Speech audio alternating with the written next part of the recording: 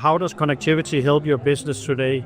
I think what it solves for the business is that we can say as a brand that we are connected, our Volkswagen cars are connected, that people are able to interact with the workshop and also with the experts that we have in the office if they have, for example, questions about the product.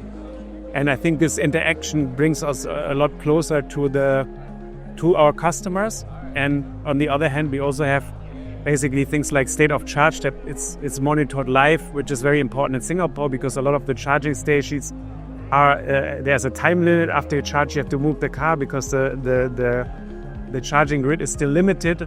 So I think these are features that are valued by the customers and that also bring us closer to our customer base. Yeah.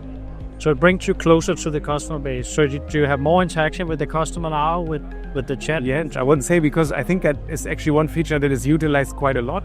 We get a lot of questions through the app, and it's then convenient for the customers to basically ask questions, and also convenient for our call center and our staff to answer these questions when they come up. So yeah. You don't need to call anymore. You just type your question into the app, and within a few hours you have an answer. The whole process from the decision that we want to do it and also then to the rollout in the market, I think it was perfect. We had almost no issues there, so everything went smoothly.